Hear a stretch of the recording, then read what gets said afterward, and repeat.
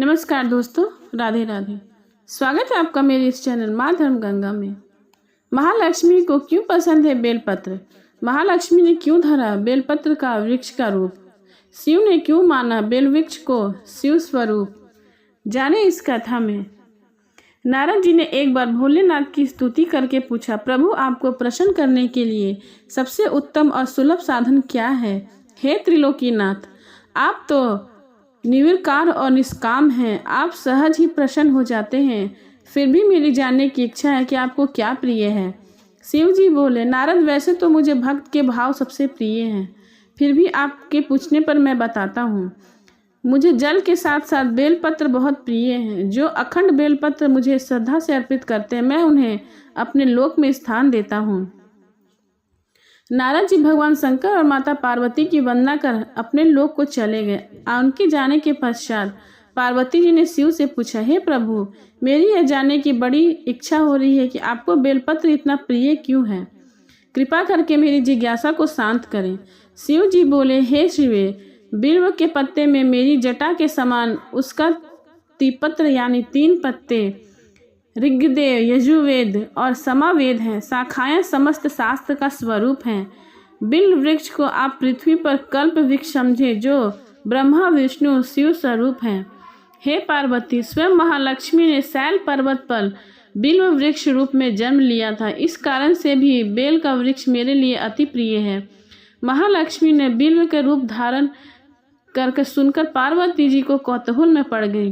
पार्वती जी के उपजी जिज्ञासा अपने को रोक नहीं पाई। उन्होंने पूछा, देवी लक्ष्मी, आखिर बेलपत्र वृक्ष के रूप में क्यों लिया? यह क्या कथा है, सो विस्तार से कहें। भोलेनाथ ने देवी पार्वती को कथा सुनानी आरंभ की। हे देवी, सतयुग में ज्योति रूप में मेरे अंश का रामेश्वर लिंग था। ब्रह्मा आदि देवों ने उसका विधिवत पूजन अर्चना किया था। इसका परिणाम यह हुआ कि मेरे अनुग्रह से वाणी देवी सबकी प्रिया हो गई। वह भगवान विष्णु के समस्त प्रिय हो गई। मेरे प्रभाव से भगवान केशव के मन में वाग्देवी के लिए जितनी प्रीति उपजी, वही स्वयं लक्ष्मी को नहीं भाई। लक्ष्मी देवी श्रीहरि के प्रति मन में कुछ दुराव पैदा हो गए। वह चिंतित और रुष्ट होकर चुपचाप परम उत्तम श्रीशैल पर्वत पर चली गई। वहां उन्होंने तप करके निर्णय किया कि उत्तम स्थान का चयन करेंगी। महालक्ष्मी ने उत्तम स्थान का निश्चय करके मेरे लिंग विग्रह की उग्र तपस्या प्रारंभ कर दी। उनकी तपस्या से कठोरतम होती जा रही थी।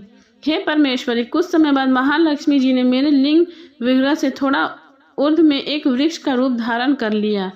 अपने पत्तों और पुष्प द्वारा निरंतर मेरी पूजा करने लगी। इस तरह महालक्ष्मी ने कोटि वर्ष, 1 करोड़ वर्ष तक घोर आराधना की। अंत में उन्होंने मेरा अनुग्रह प्राप्त हुआ। मैं वहां प्रकट हुआ और देवी से इस घोर तप की आकांक्षा पूछकर वरदान देने को तैयार हो गया। महालक्ष्मी ने मांगा कि श्रीहरि के हृदय में मेरे प्रभाव से वाग्देवी के लिए जो स्नेह हुआ वह समाप्त हो जाए। शिव जी बोले, मैंने महालक्ष्मी को समझाया कि श्रीहरि के हृदय में आपके अतिरिक्त किसी और के लिए कोई प्रेम नहीं है। वाग्देवी के प्रति उनका प्रेम नहीं, अपूर्ति श्रद्धा है। यह सुनकर लक्ष्मी जी प्रसन्न हो गए। पुनः श्री विष्णु के हृदय के स्थित होकर निरंतर उनके साथ विहार करने लगी। हे पार्वती, महालक्ष्मी के हृदय का एक बड़ा विकार इस प्रकार दूर हुआ। इस कारण हरिप्रिया उसी वृक्ष स्वरूप में सर्वदा अतिशय भक्ति से भरकर यत्न पूर्वक मेरी पूजा करने लगी। हे पार्वती, इस कारण बेल का वृक्ष, उसके पत्ते, फल फूल आदि मुझे सब प्रिय हैं। मैं निर्जन स्थान में बेल वृक्ष का आश्रय लेकर रहता हूँ। बेल वृक्ष को सदा सर्वज्ञमय माना जाता है, इसमें तनिक भी संदेह नहीं। बेलपत्र, बिल फूल, बेल वृक्ष अथवा बिल काष्ठ के चंदन से मेरा पूजन करता है, वह भक्त मेरे प्रिय होता है। बेल वृक्ष को शिव के समान ही समझो। वह मेरा शरीर है, जो बेल पर चंदन से मेरा नाम अंकित करके मुझे अर्पण करता है। मैं उन्हें सभी पापों से मुक्त करके अपने लोक स्थान देता हूँ।